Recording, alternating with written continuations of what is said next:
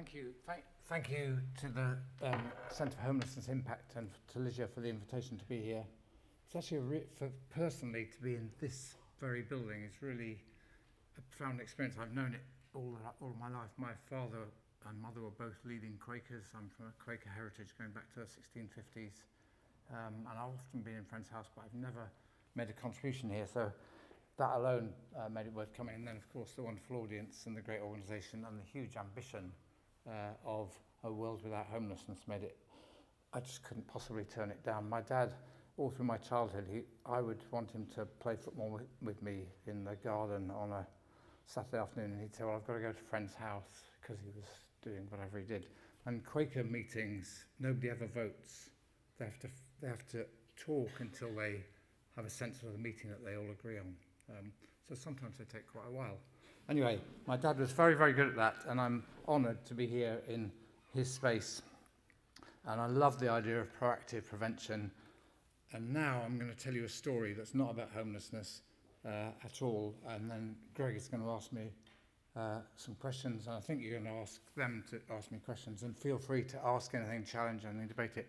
But I'm going to start with a story, slightly risky, because it's set a long time ago.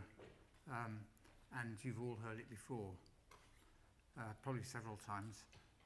If you think you haven't, it's in the Quran. So if you've read the Quran, you've come across it. It's in the Old Testament of the Bible. It's in the Hebrew ancient texts. And if you've read none of those, it's a rock opera. It's the story of Joseph, or Yusuf, in the Quran. And you know this story. So Yusuf is in prison, and there's a pharaoh. Yusuf's accused of having had an affair wrongly, actually, with the pharaoh's wife, but obviously a very dangerous situation to be in. The pharaoh wakes up one morning, not thinking about Yusuf or Joseph. He's had a dream. And in the dream, there were 7 fat cows passed in front of him, do you remember? And then they were followed by 7 thin cows. And he wakes up, and if you're a pharaoh, you're surrounded by your courtiers from the moment you wake up. It must be awful. He says, I've had this dream, and he tells them the dream. What does it mean? And they're all terrified. What if we get it wrong? Oh dear. And they all look at their sandals, and they don't say anything. He repeats the dream, says, what does it mean? And eventually, one of them stumbles to say, well, we're not very good at dreams, Pharaoh, but there's this bloke in prison who's brilliant at them. And the Pharaoh says, bring him here. The soldiers go off. They get Joseph out of the cell. They bring him into front of the Pharaoh, and they sling him across the marble floor, and he stops with his chains rattling right in front of the Pharaoh. And the Pharaoh tells the dream again. And he says, what does it mean? And Yusuf says, I know exactly what that dream means. You're going to have 7 years of plenty. The corn will grow. Each blade of corn will be fantastic. The seeds will grow. The sun will shine. The Nile will be full. The irrigation system will work fantastically. You'll have more corn than you know what to do with. And then, after the 7 years, you're going to have 7 years of famine. And the corn won't grow. There'll be too much sun. The Nile will sink. The irrigation system will dry up. And there will be famine in Egypt. And he's only 30. He could stop there. He's done brilliantly, much better than all the courtiers. But he doesn't stop there. He goes on and he says, so what you've got to do, Pharaoh, is you've got to save the corn during the 7 years of plenty. You've got to save 20%. It's exactly that's this amount. 20% of the corn every year for 7 years. You've got to store it in barns. And then when the famine comes, you'll be able to feed the people of Egypt. And the Pharaoh, this is not exact quote from the Bible, the Pharaoh says, Joseph, that's brilliant. And I'm going to put you in charge of it. I know you're only 30, but I'm surrounded by these wastrels who do nothing all day. You're going to be in charge. And by the way, this is in the Bible, don't hang around here in the court. I'm going to give you my second best chariot. My best chariot's for me, obviously, I'm the Pharaoh. But you can have my second best chariot, and I want you to get out there now and start building the barns in every region, every small place. in this country and start saving the corn. And Joseph goes off in the second best chariot, and they start building barns in every region, and each barn has somebody in charge, and the barn is part of a region, and the region has somebody in charge, and those people in the regions answer to Joseph, Yusuf, and he answers to the Pharaoh.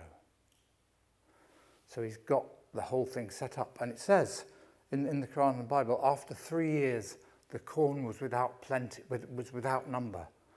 We used to call that in the Prime Minister's delivery, and we'd say that's ahead of trajectory. So the corn was without number.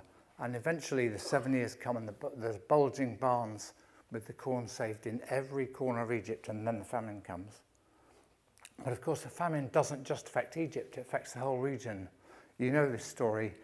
Eventually from what is now modern Palestine, Joseph's father and brothers come, and they desperate for corn like lots of other people, but they abandoned Joseph. You know, years and years before they had just left him in a ditch to die because he was their father's favourite and they were jealous of him. But now they come, and they come to the second most powerful person in Egypt, which is their brother, but they don't know it's their brother, and they say, we need some corn. And he says, go back to Palestine and bring your father, and then we can have a talk about it. So they do that, and then they bring Jacob, the father, and there's this amazing scene of family redemption, love, generosity, forgiveness. It's genuinely enough to bring tears to your eyes. It's an amazing story, but I'm not telling you the story because of that. That's why it's in the Bible and why it's in the Quran. I'm telling you because it's a story of delivery. It's a perfect story of delivery. Just go over each step of it. Start with a dream. You may not know this, but we have a name for that kind of dream in this country. We call it a treasury forecast. Boom and bust. And then the Pharaoh, the political leadership that Ligia talked about, he's worried about this, obviously. But he doesn't hang around. He appoints somebody competent and effective and driven and puts him in charge, says, right, go and do it. And don't hang around here. You have to go and see. You can't solve homelessness sitting in London. You have to go and see on every corner of the country. So off goes Joseph. So we've got a treasury forecast. We've got Joseph in charge, the head of delivery for the Pharaoh. We've got Pharaoh who cares and is going to stick with it. And we've got a lot of officials around in the court who may or may not be helpful, but we're just going to get on with it anyway. And they get on with it. And they set a trajectory, 20% above baseline each year for 7 years. You could draw the graph. And Joseph is checking, and after 3 years, he's well ahead of trajectory, which is fantastic. And eventually they deliver, and they prevent the famine. They prevent the consequences of the famine because they've planned ahead, they've thought ahead, they've stuck at it for 7 years, they haven't been distracted, and they're the only people in the region that have enough corn to feed not just the people of Egypt, but other people. And they, through doing that, they solve not only their problem with the famine, but their balance of payments problem, because they're selling the corn to all these other countries, so the income is coming in, the economy is growing. By the way, they didn't sell the corn in the second 7 years. They sold it at subsidised prices, but there was no welfare dependency in ancient Egypt. So this is a beautiful story of delivery. And I'm telling you this story because if you're going to do this, you're not going to do it in 1 year or 2 years. You're going to do it in 7 or longer years. It's going to take 5, 7, 10, who knows how long. And somehow, you've got to set it up that somebody will lead it all the way through those years without distractions. Not endless new policies, not endless new glossy documents, although the occasional one's okay. But you want people who are focused on driving it. You need somebody in charge of each barn in the corner, every corner of Egypt. You need people in the regions who are going to coordinate that. And you need people at the centre who are focused on this and won't be distracted. Yusuf didn't do anything else for 7 years, but he saved Egypt. You need to think, I mean, the message here to me is, when I was doing delivery for Tony Blair, people around the world got really interested in it, and they said, nobody's ever done this before. And I'm telling you, they were doing it 2,000 years ago in ancient Egypt. We know how to do this. The challenge is not what to do, it's how to make it happen systematically in an era when there's so many distractions affecting the political system, the organizational system, the government systems, the administrative systems. We have to have a strategy that we can somehow bind in and keep people focused on through all the time there is until homelessness is a thing of the past. Thank you very much for your time.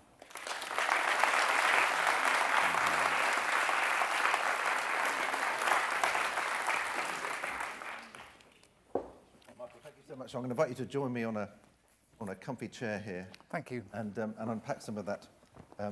So just to introduce you, as alluded, you are a global expert in delivery, and your first experience of delivery was, as you said, with Tony Blair.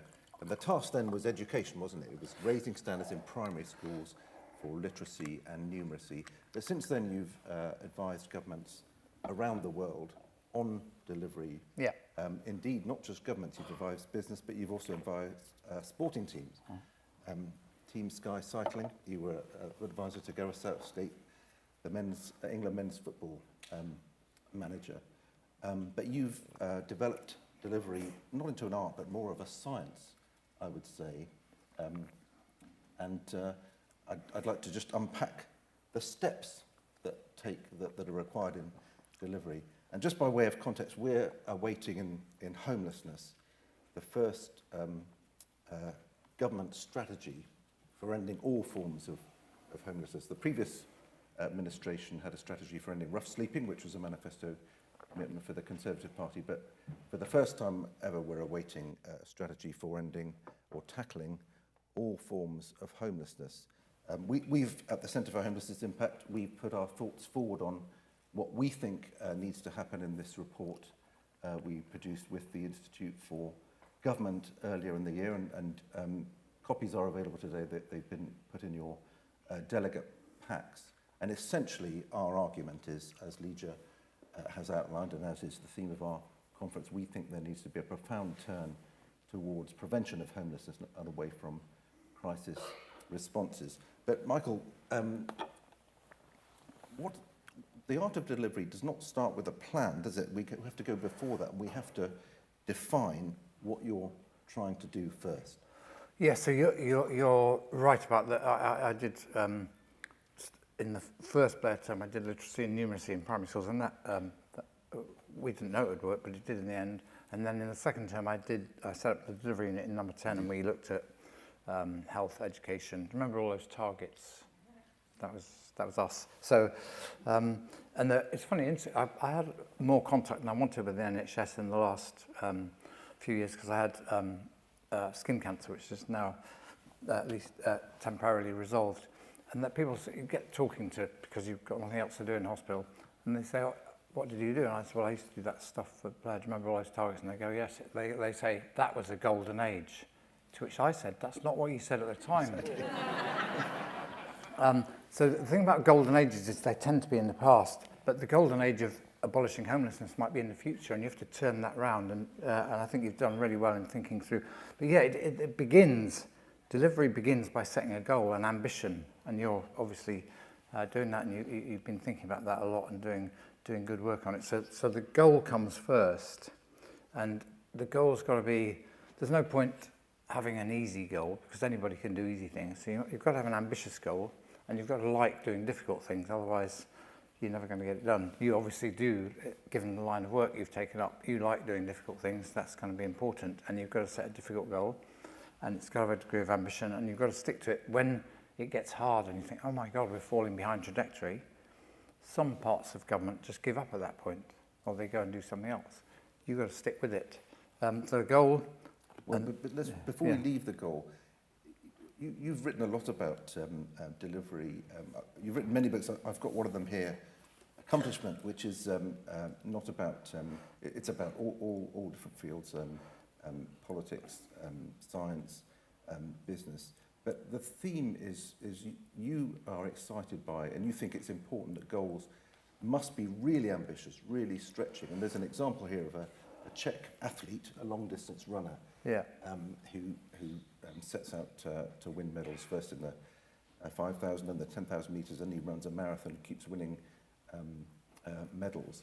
And an Australian athlete goes to train with him and asks more about his training methods. And the received wisdom was that to build up strength for long-distance running, you run slowly, you build up to it.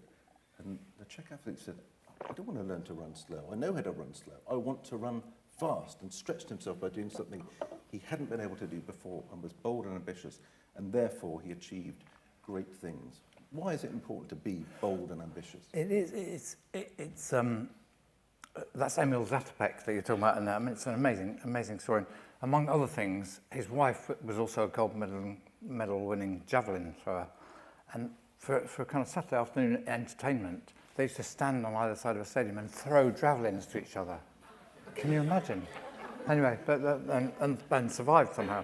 But anyway, he this thing about none of these things, that high ambition happens without really working hard at it. It's a slog. It's difficult, and he did training exactly as you say. And then he would train. He would put on heavy boots and run through the woods to make it just that much harder for himself to get better at what he was trying to do. So I think in this you're going to set some goals, and there will be moments of frustration. And because if you can somehow feel not just I'm doing my job, but I'm part of a movement, and there are people you can turn to when it's difficult, and examples of people who solved the problem that you're running into, or whatever it might be, then that collective sense being one part of a wider thing. And Zatopek was very good actually with the whole Czech team back then in motivating them and in dealing with the Czech Soviet bureaucracy. So it is difficult, and you do need to practice, and you need to stick to the level of ambition. And just before we leave step one, when you say a goal, you don't just mean a vague statement of intent. You mean you must be really clear what you're trying to do, and then you need to capture it in a big. You need to quantify it, don't you? Yes, you need to quantify it, and you know, as Yusuf did back then with the 20 years above baseline. So you need to, because it's crucial that you have to be able to know at any given moment, am I on track or not to achieving this goal? So you need some kind of measurement system, and ideally you need some lead indicators that will tell you that you're on track, even if you've not started moving the outcome. The first thing is almost in politics or delivery in a social policy, you need a retail offer that captures what it is, what the ambition you're going to do. We'll come to the metrics later, but you need to define it. Yes, you do, and you get into a false dichotomy debate about this in public. People say, well, that's all very mechanistic, you're just measuring things and the target won't be quite right. So why don't you have a moral purpose? The truth is you need both the moral purpose and the way of measuring progress, and you've got to have the combination. And there are plenty of moral purposes around, but few of them are more important than the ones you're all committed to. So you've got the moral purpose, and now you need to have ways of knowing at any given moment, am I on track to solving this problem? Yes. So we've defined our ambition, and it's a stretching ambition, and it's then you need a plan. That's step two, isn't it? Yeah. Yeah, and you can overdo a plan. Whitehall is very good at things called plans, but actually what they are is a kind of essay with a glossy cover that nobody ever reads. And we don't want that. We want a proper operational plan that has coffee stains and marmalade on the corners because you're really over breakfast, and you adjust it all the way. Actually, they're mostly online now, but it doesn't matter. The idea is that this is a plan that you're using that has the steps, and for each step, you can describe the step, there's a deadline for it, and there's somebody responsible, a named person. And so it's just planning and operational. It doesn't need to be public, but there's no harm in it being public if you want to make it public. But just it's that kind of granular plan that you can track through, and then you review, are these steps being taken? And you developed the concept of a delivery chain. Yes. Tell us what you mean by a delivery chain, how it works. Yeah, so if I've worked with literally dozens of governments around the world on this, and I always say to them, if you can't draw the delivery chain, you will never get this done. And the delivery chain is, let's go back to literacy and numeracy, which was when we first met. So you've got a child in Widnes in Cheshire who's 8 years old, and you want him or her to learn to read and write well, like everybody else at that age. And then you've got David Blunkett in Parliament saying, I'm going to make sure every child can read and write well before they leave primary school. So then you ask, well, what is the connection between David Blunkett in Parliament and this child in Widnes? And the connections, you can draw them. There's the teacher, there's the head teacher, there's back then the local authority, there's a regional part of the DFE, there's some civil servant responsible for literacy and numeracy in the DFE who answers to me, and I answer to David Blunkett, and he answers to Tony Blair, who's made the promise. Simple delivery chain. The other bits of the delivery chain, there's the parents, there's the television that they're watching in the evening, there's the books they might or might not have in the home. So it's not just straightforward. Yes. But then once you've got that delivery chain, you can then say, well, is it working at the level of the teacher? Or do we need to train every teacher how to teach reading and writing? Yes. And we did. Yes. And we did do that. And do head teachers know what to do? No, they don't. And will they be helpful? If the teachers know more than the head teacher might get in the way of the teacher doing what he wants. So you've got to train the head teachers and train them first, because then they can help train the teachers, and so on. And you go up the delivery chain and you say, is this working, not just in Widnes to David Blunkett, but in every corner of the country? Just exactly what Joseph did. Yes. With the Barnes and the Regions and the Pharaoh. And this, of course, applies not just to education, not just to Joseph and Egyptian corn, but in homelessness, for example, we could start with our new Secretary of State, Steve Reed, and his Minister, Alison McGovern, and we could track through his officials at the Ministry of Housing, through the advisor team they have, through to the combined authorities, through to local authorities, to the leaders, to the heads of housing, to the political leadership, and then to the housing delivery teams and the ecosystem realm. So the same thing applies. Yeah, exactly. And I usually start at the far end as opposed to the Whitehall end, but you can do either. And then if you map the delivery chain on a big chart on the wall, big piece of brown paper on the wall, once you've done it, once you've plotted it, it often looks a bit messy because they're very rarely just simple.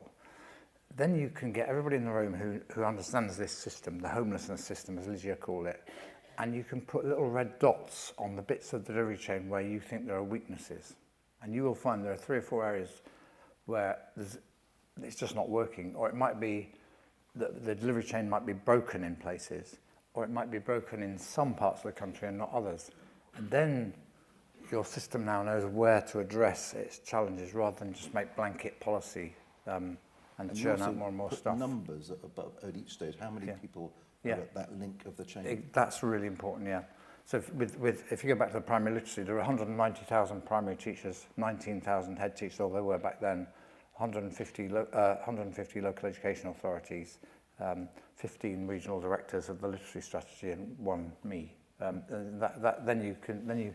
So with the 15, I can make sure they're all absolutely top class. Yes. And they will be appointing with the local authorities 3 or 4 people, depending on the size of the local authority, who are going to be the active drivers of this strategy in each local authority. So we've got step 1, which is the ambitious goal. Yeah. And we've got step 2, a plan, which is not vague, but it's a practical step-by-step process that's mapped out. So step 3, this is where you've alluded to the metrics. We need to track progress. Tell us why this is important and how it's done. You have to know whether it's working or not working, and you have to know as far as you possibly can in real time, or as close to real time as you can, not on long time lags. So you need a data system. And a big change since I was working for Tony Blair is the quality and speed with which you can get data is dramatically transformed. So the DFE, to their credit, there are 5 million more students, school students, attended school over the course of last academic year compared to the year before. So 5 million more. They're going to do another 5 million next year. Another additional 5 million. How did they do that? They get real-time data generated by AI showing each school how well they're performing on school attendance compared to every other school in the country, almost in real time. They can do that. If they can do that, anybody can do anything. So the quality of the data is really important, and then you need to use it. You need to present it in ways that a busy politician can make sense of, so you need to keep it reasonably simple and clear, beautiful graphs, update it regularly, And crucially, we're probably coming to this, you need to review with the people in the room who can make a difference. Is this working or not working, or is it working in some places and others? And what are we going to, whenever you come up with a problem, what are we going to do about it? And to do that, people can be naturally defensive, and if one data point is showing it's behind track, people may instinctively want to sort of hide this. You need a degree of real honesty, don't you? But to do that, you need a culture of trust. You do. And that, when I look back on the Blair delivery unit that I set up, and we built a team, many of whom are still a very good friend of mine, one of the best things I did, partly inspired by my dad actually from his Quaker background, was train everybody systematically in how to build relationships, how to deal with conflict without falling out. So I'd say to somebody, well, you're going to see that civil servant, you have to deliver the tough message, and when you leave the room, the message should have been delivered and the relationship should be stronger than when you went in. So how are you going to handle the meeting? It's no good going in and yelling at them and saying, I work for the Prime Minister. We had this phrase, when something's going wrong, what do you say when somebody tells you some ludicrous error that some civil servant made? There's lots of them.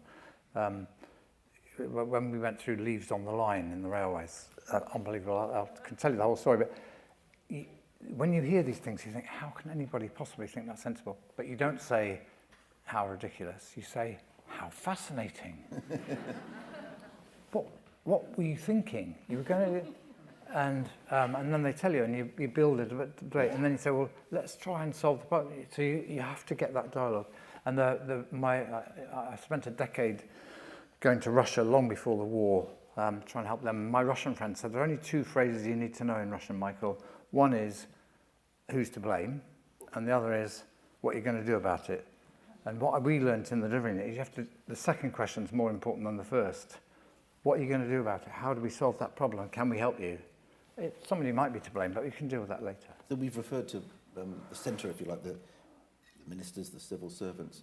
Do the same principles apply to people closer to the point of delivery? So we're talking about our colleagues in local government, in central regional authorities. Yes, absolutely. I mean, I happen to work in central government, but everything I've said would apply to a local government organisation as well, or indeed to an individual department in a local government. And we know that our colleagues in local government are under great pressure. Demand for homelessness assistance is rising to record levels. We know that public finances are very constrained. How important is it to carve out time for this process that you're talking, review, strategic checks on where you're going? It's very important, and to drive progress, this is what I learned, certainly in number 10, you have to build routines into the way the Prime Minister works. Because what normally happens, and I've seen this in governments all over the world, is the Prime Minister, there's many, many more demands on his time or her time than can possibly be fit in the diary. And so they're dealing with stuff. There are routine things they have to do. They have to go and see the monarch on a Tuesday evening or whichever day it is. They have to do PMQs on a Wednesday. The week gets taken up, quite, this foreign visitor, that foreign visitor. So there's not a lot of time left, and there's millions of demands on the time. So and if the media is screaming about something, it will get time. If there's a crisis, it will get time. So what you end up with is a Prime Minister who just runs from one crisis to another. And then 4 years are up and they think, what did I do? And what I had to fight, not just at the beginning, but all the way through Blair's second term to get routine times. We had 4 priority areas: Home Office, Education, Health and Transport. I wanted 1 meeting every 3 months for each of those 4 things. That's 16 meetings a year. Ideally, I'd like Blair to have an hour to prepare for each of them, but that's unlikely. So I'll get them in the diary. But then even then, when some crisis comes up, say, can't we do away with that meeting on transport? No, you can't. So I have to fight I have to be very, very, very nice to the Prime Minister's diary secretary all day, every day, and you just have to fight. But if you get the routine working, where the right people are in the room, you have the right how fascinating kind of debate, you put the data up, everybody understands it, so you've got an agreed statement of the problem, and then you can have a proper problem-solving Yeah. conversation. So that leads us to step 4. So you're having these regular reviews, you've got very good quality, real-time data. So what happens if one or more data points are flashing that you're not on track? What if you're behind? Yeah. And by the way, what I just described took Tony Blair somewhere between 50 and 75 hours a year to keep his domestic policies on track. That's a hell of a good deal for a Prime Minister, an hour and a half a week. But so when something's not working, you have an open debate about it. So I can remember Tony Blair saying to Alan Milburn on health waiting times, "You're behind trajectory, Alan." I didn't even know Tony had learnt the word trajectory, but he had. And then they have a problem-solving conversation. And then I can remember Blair saying to John Reid, Alan Milburn's successor, "But what are the incentives for an A&E department to meet this 4-hour target?" And John said, "Well, if they fall behind, we'll fire the chief executive of the hospital trust." And Tony said, "Yeah, I know that, but what about the positive incentives?" And there weren't any. So we invented a reward for capital redesign of an A&E department of a couple of $100,000 for a hospital that was on track. Small thing, symbolic, but it was good. People said, "Oh, that's nice, we can have our A&E department." And eventually the people hated the target at the beginning, then it began to work, then they got the rewards, and then they said, "I wish we'd done this years ago." See what I mean? So but the problem solving is in the meeting, because people are thinking creatively. They've stopped trying to blame each other and yell at each other, just getting on. And so step 5 is twofold. You need to keep focus, and as you say, that's Joseph from ancient Egypt. For 7 years, it was him running that. But there's another element to that, isn't it, which is sharing learning as you go. Yes. It's very important to us as a learning organisation, and we believe a learning culture is critical to achieving these ambitious goals. Tell us why this sharing learning matters. We talk about the goals got to be ambitious, and by definition, if it's ambitious, you don't know everything you need to know when you set off. If you knew all you needed to know, it wouldn't be ambitious. So it's an ambitious goal. You don't know how to achieve it. You know some, and somebody somewhere in the room may have already solved it in their place. It's really obvious then that learning among you is fundamental to achieving the goal. It can't be achieved without learning, and that means identifying, making explicit the things that are working. It means checking them with the data, and it means sharing them, not just in a conference speech, but actually learning how to do them. And A&E back then, that was when the 4-hour target was met, and it was met for 10 years after that. There was one hospital in Peterborough that had met the 4-hour target in 2002, and everybody else was way off track. So the delivery unit, we sent a team with the Department of Health and one or two of my colleagues, and they just studied how they did that in Peterborough. And then we turned that into a distilled best practice. And then we said to the Department of Health, just train everybody to do this.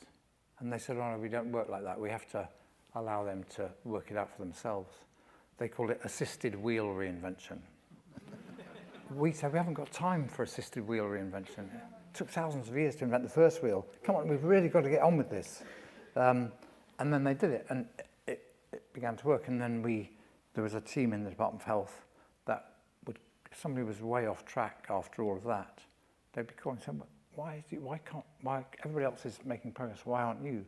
And then right at the end, when the target was coming due, I invented the 2 or 3 hospitals that were still off track with 2 months to go to come and see me in number 10. And amazingly, before they came, they solved the problem. And then so they arrived and I congratulate them.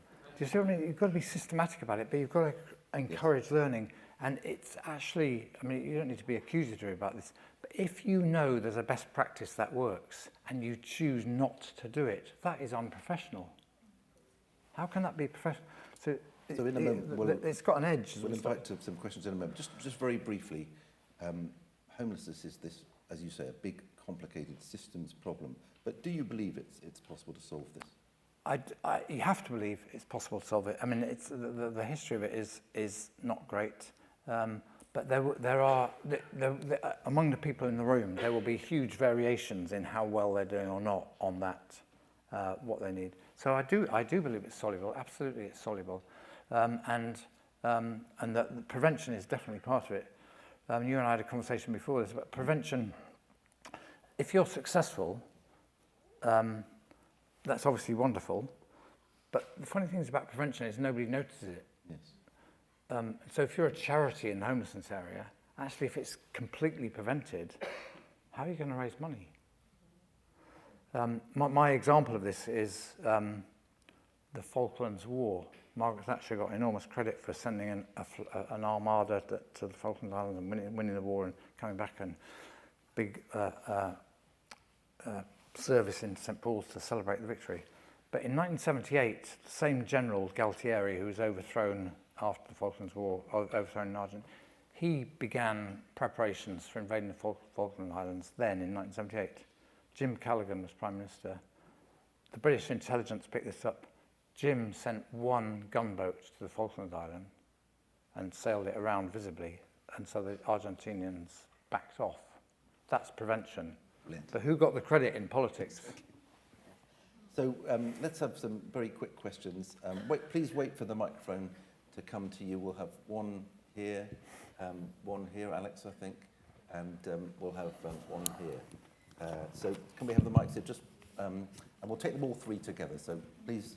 Yeah, thank you very much, and thank you, Michael, for sharing your wisdom today. I really enjoyed your book. So one of my questions is, where are you cycling next? Is one of my questions. Yeah. So I should have introduced myself. I'm Dominic Williamson. I'm a consultant working around homelessness and multiple disadvantage. And in the past, I worked for the last Labour government in 2008-9 on their rough sleeping strategy. Right. Which we launched in the week that Lehman Brothers went out of business. So we had a great vision, but the economy went to shit at that point. My question, I've got two questions really. One is about the political will and determination about this. Because it seems to me delivery and everything you talk about follows that. And one of the challenges that we have, I think particularly on the homelessness side of things, is that we've got a housing system that is systematically unequal in this country, where a vast majority of people. Yeah. So my question is, given the structural inequality of our housing system, where so many people won't face homelessness because they grow up in owner occupation with parents with wealth, how do we make it a political imperative to create the housing system that's going to deliver the end of homelessness that we'd like to achieve? Can we just have the one? Thank you, Dominic. And we'll go to Friendly Face from Hertfordshire first, and then we'll have Alex after that. Thank you. Yeah, my name's Johnny Whitehead. I'm Chief Exec of a small charity called Hearts Young Homeless, and our mission is to prevent youth homelessness in Hertfordshire. And I'm interested in, given everything you know about homelessness, do you think I'm better spending my time trying to achieve system change in one part of the country, in Hertfordshire, or should I be spending my time trying to shape what people like CHI and others are doing nationally? Because I don't want to waste my time if the problem's bigger than just one area. Good question. Alex.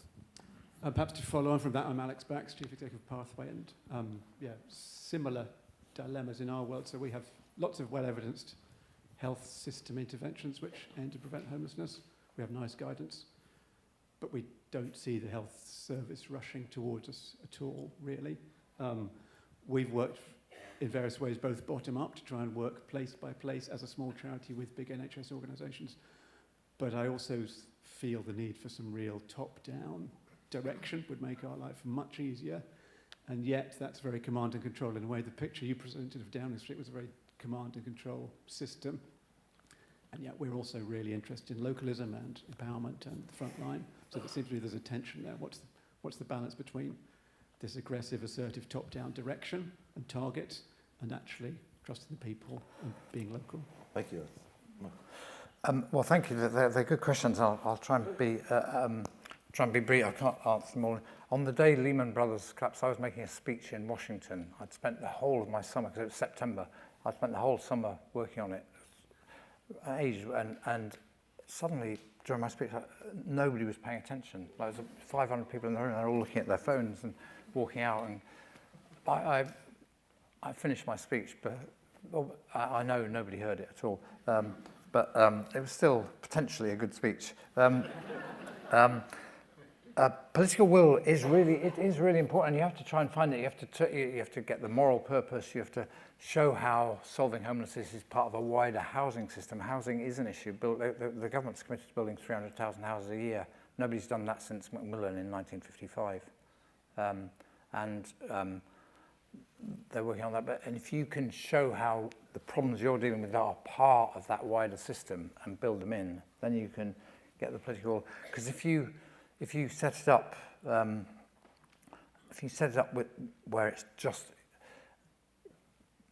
for a lot of people, I'm going to put this crudely, for a lot of people in the country, the homeless people or homelessness is a small problem at the edge of a whole lot of other stuff that they're worried about. So if you just do that, you can make a moral case, and you will find some people who support it, but you need to show how it's part of something bigger and wider, and why it can be solved as part of that bigger agenda, I think. I know that's easy to say, and I know it's very difficult to do. Johnny's from Hertfordshire. It is definitely worth spending time on it in Hertfordshire, because you're going to learn some things that you can share with others. Hertfordshire might crack this first as a result of your efforts or whatever. You need to build a system. But you don't have to choose either. You don't have to choose between doing that and being here and influencing CHI or the Ministry of Housing and Local Government. So I definitely don't think it's a waste of time. I think it's really important. And Hertfordshire's got a nice variety of urban and rural, and it's probably a good microcosm for some of this challenge. People wouldn't normally think Hertfordshire and homelessness, but you can put it on the agenda. So I don't think you're wasting your time. I think you've got a wonderful opportunity there. And on Alex's question, this thing about top-down and I'm totally unapologetic about top-down and command and control if that's what it's going to take. I don't want to push my books, but if you look at How to Run a Government, I set out this thing where when you're trying to move a system from awful, if you take 4 qualities of a system, awful, adequate, good, great, so 4-point scale. If you're moving from awful to adequate, why would you want localism? That needs command and control. But when you get everybody to adequate, or some of them to adequate, then you need to start relieving the top down, because you can't mandate greatness. That has to be unleashed. But you can mandate awful to adequate.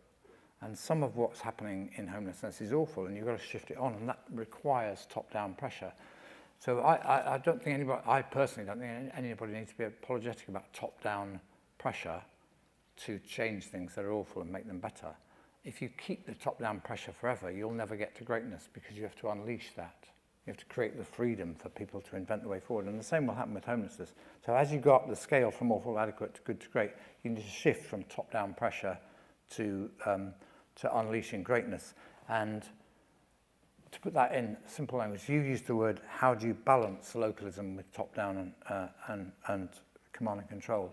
And I would say, don't use the word balance.